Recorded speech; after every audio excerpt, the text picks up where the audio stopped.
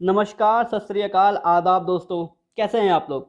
यार वैसे तो मैं यूपी का हूँ और देश दुनिया में जब भी कोई मुद्दा उठता है तो यूपी वाले उस पर अपनी अलग ही बकैत शुरू कर देते हैं, और वो भी बड़े इंटेलेक्चुअल तरीके से। तो शुरू करते हैं इंटेलेक्चुअल तरीके से ही। कोरोना की दवा कोरोनिल पे आज की बकैती। जिनको लगता है कोरोना की दवा कोरोनिल एक जुमला है तो उनका स्वागत है, और जिनको लगता है कि कोरोनिल वाकई में कोरोना की दवा है तो वो अपने कानों में सैनिटाइजर का छिड़काव करके हमारी बातों को ध्यान से सुने। We have a surprise for you guys. तो यार बात ऐसी है कि बाबा जी ने बना लिया कोरोना की दवा। भाई साहब कुछ ज्यादा नहीं हो गया ये? मतलब कुछ भी। बाबा जी की जितनी भी बीती घटनाएं हैं उनसे तो यही लगता है कि गधे की लात और बाबा जी की बात से कुछ हो ना हो। शौक बहुत तेज लगता है, जैसे कि पतंजलि जीन्स, पतंजलि सिम और वो तुलसी के पत्ते को फोन पर चिपकाकर रेडिएशन कम करने वाली बात हो। बाबा जी क्या तुम्हें याद है? यार बाबा जी का कॉन्फिडेंस तो देखो, पूरे मीडिया कॉन्फ्रेंस में चिल्ला चिल्ला कर कह रहे हैं कि हमने कोरोना की दवा बना ली है।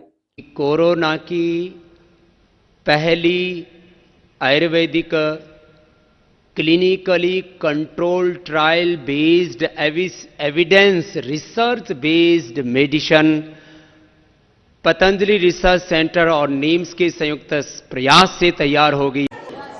अच्छी बात बोली, आपको अच्छी लगी तो ऐसे थोड़ा मार दीजिए हाथ, आप थोड़ा सा मार दीजिए। उन्होंने कहा कि इसका ट्रायल जयपुर के मेडिकल कॉलेज निम्स यानी national institute of medical science में 100 मरीजों पर हुआ है, जिसमें 15 से 60 उम्र के लोग शामिल थे। इनमें से 69% लोग 3 दिन में और 100% लोग 7 दिन में ठीक हो गए हैं।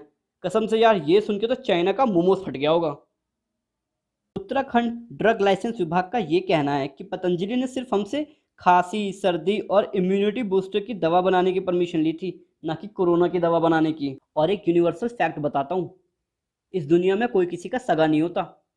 इस कोरोना के समय में जिसने बाबा रामदेव जी के साथ जीने मरने की कस्में तक खा ली थी, उसी ने बाबा जी का साथ छोड़ दिया। मैं बात कर रहा हूँ मेडिकल कॉलेज के चेयरमैन BS तोमर साहब की।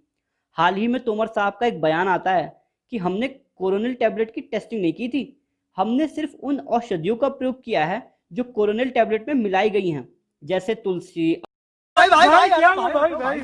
अश्वगंधा, गिलोय। हमारा कोरोनिल के मैन्युफैक्चरर से कोई लेना देना नहीं है। और यार बात वहीं खत्म नहीं हुई। निम्स के डॉक्टर गणपत देवपुरा ने भी बहती गंगा में हाथ धो लिए। उन्होंने कहा कि हमने औषधियों के साथ कुछ और दवाएं भी दी थी मरीजों को। तो निम्स के चेयरमैन से एक सवाल तो बनता है, जिस दिन बाबा जी चिल्ला चिल्ला कर दवा का प्रचार कर रहे थे, उस दिन क्या वहां बिन छुए बवासीर का इलाज ढूंढने गए थे आप? बाबा जी की मुसीबतें यहाँ भी खत्म नहीं हुई। जयपुर में बाबा रामदेव, आचार्य बालकृष्ण और उनके कुछ सहयोगियों पर धारा 420 धोखाधड़ी के तहत FIR किया गया है। FIR किए अभी हफ्ता भर भी नहीं हुआ था कि आचार्य बालकृष्ण जी का बयान आता है। तो हमने दवाई के अंदर तो ये हमने कहा ही नहीं कि ये हम कोरोना को जो है कंट्रोल करते हैं, क्योर करते हैं। हमने कहा कि हमने ये दवाइयाँ बनाई थी, वो क्लिनिकल रिसर्च के अंदर ये दवाइयाँ दे दी, दवाई देने से कोरोना के रोगी ठीक हो गए। कौन कोरोनिल? कैसी कोरोना की दवा? अब आप सभी लोगों के लिए एक important message. According to CDSCO यानी central drug standard control organisation, किसी भी दवा को बनाने में कम से कम 1 साल लगता है, मगर बाबा जी और पतंजलि ने इसे कुछ ही हफ्तों में कर दिखाया। क्या ये पॉसिबल है? देखिए ये बात तो सबको समझ में आ गई है कि बाबा जी और पतंजलि मिलकर सर्दी खांसी की दवा को कोरोना की दवा बताकर बेचने की पूरी तैयारी कर रहे थे। मगर ऐसे में हमारा दायित्व ये बनता है कि हम पहले सवाल करें, ना कि देश और संस्कृति के साथ इसे जोड़कर इसे प्रमोट करें। आयुर्वेद हमारे देश और हम सबके लिए एक आशीर्वाद है। इस तरह की झूठी अफवाहें फैलाकर इस आशीर्वाद को अभिशाप में ना बदलें। जाते जाते बस इतना ही कहूँगा कि भेड़ों की झुंड में भेड़ बनकर ना चलें। बाहर निकलिए और सवाल करिए, क्योंकि अगर आप सवाल नहीं करेंगे तो सरकार और प्रशासन निश्चिंत बैठी रहेगी। धन्यवाद।